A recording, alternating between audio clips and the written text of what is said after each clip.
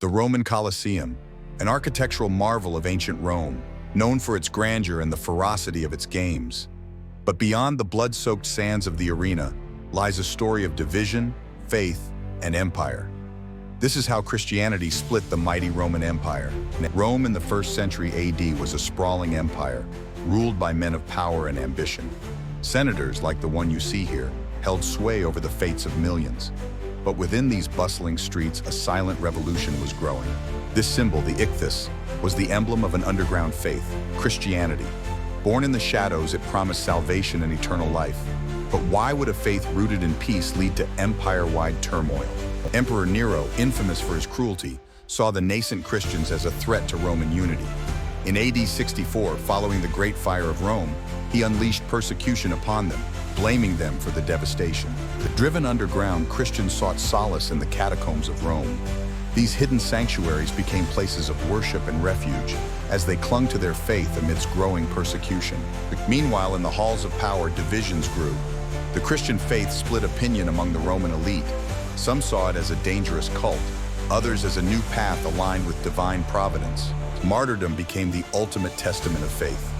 Christians were thrown to the beasts in the Colosseum, their sacrifices casting a stark light on the empire's brutal oppression. Yet the more the empire persecuted them, the stronger their resolve grew. The iron gates that imprisoned them could not contain the spread of their beliefs. Christianity spread like wildfire, crossing borders and social classes within the empire.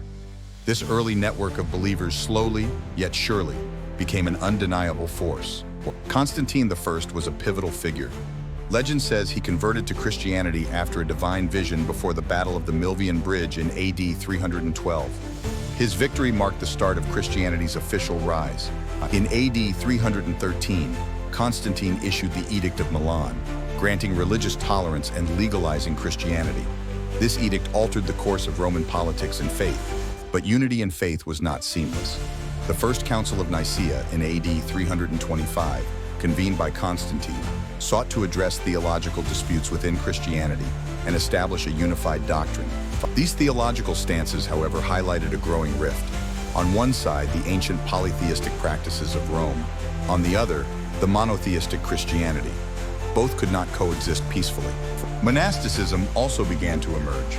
Christians seeking a life of piety and solitude retreated to monasteries, distancing themselves from the politics of Rome.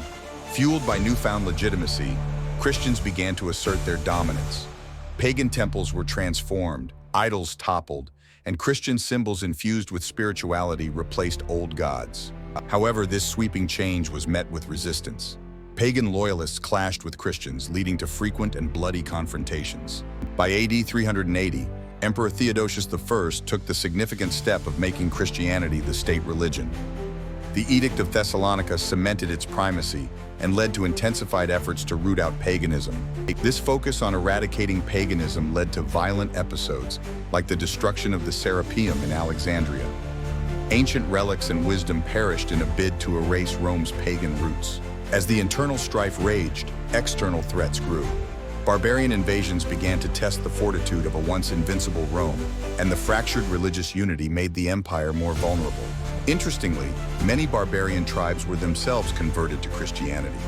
Missionaries saw an opportunity to spread their faith beyond imperial borders, sowing seeds of a broader Christian Europe. In AD 476, the Western Roman Empire fell, emblematic of a weakened state. The scepter passed from Roman emperors to barbarian kings, but surprisingly, Christianity held its ground. With the fall, the traditional Roman culture also began to fade. Ancient shrines and practices were abandoned, supplanted by rising Christian sanctuaries and saints. In the East, the Byzantine Empire, inheritors of Rome's legacy, embraced and fortified Christianity.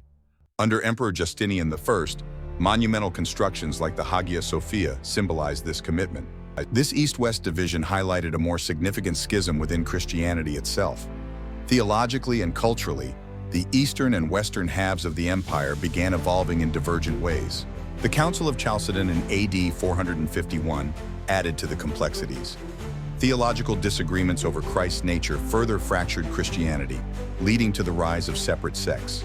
Culminating in the Great Schism of 1054, The once unified Christian church split into Roman Catholicism in the West and Eastern Orthodoxy in the East, a division that reverberates to this day.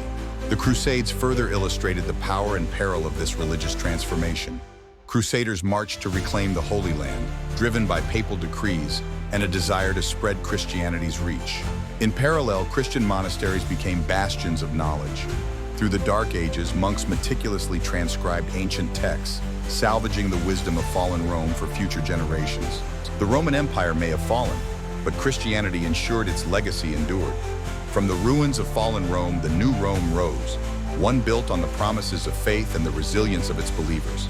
From persecution to power, Christianity's journey within the Roman Empire reshaped history. The faith that once divided an ancient civilization now stands as a pillar of modern identity, a testament to resilience and transformation.